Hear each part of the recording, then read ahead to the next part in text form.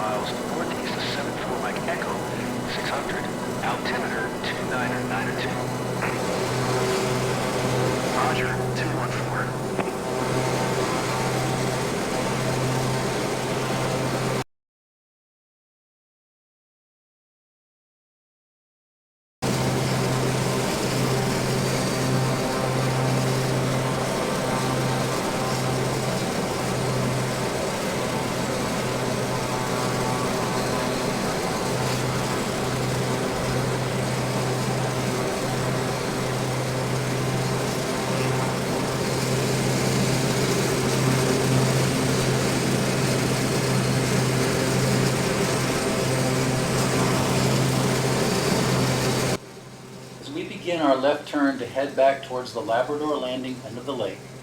As you more experienced sim pilots than myself have no doubt noticed, I am still learning the basic handling characteristics, controls, and proper trim settings for the mighty AT-802. But this fact recalls to mind some things that I am far more familiar with, which I would like to share with you if I may.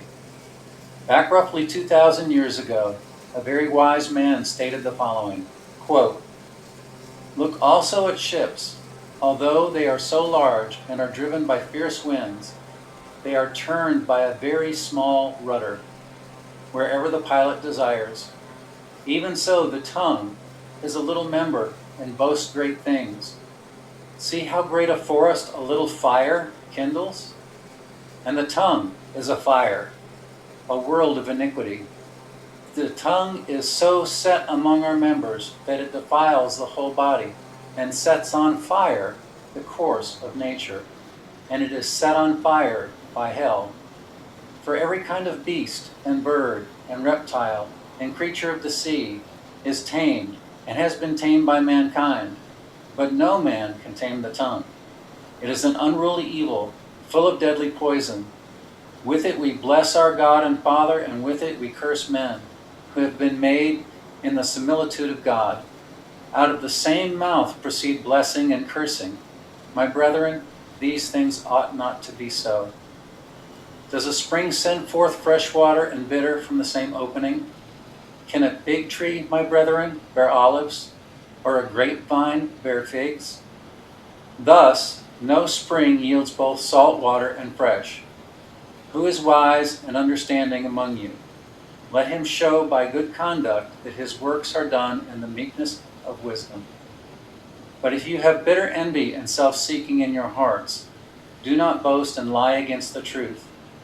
This wisdom does not descend from above, but is earthly, sensual, and demonic. For where envy and self-seeking exist, confusion and every evil thing are there.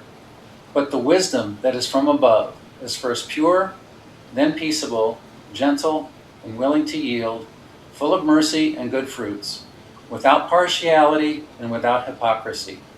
Now the fruit of righteousness is sown in peace by those who make peace."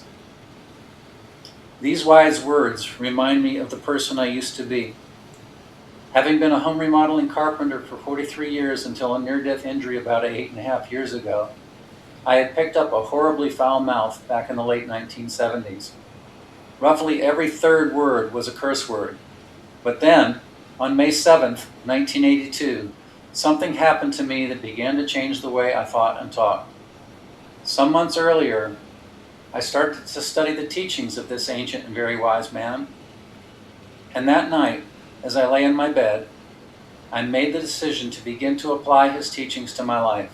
It would take years of prayerful discipline to overcome the way I had become accustomed to speaking, but it's now been at least 5 years since I have had even a one-word slip back into my old ways.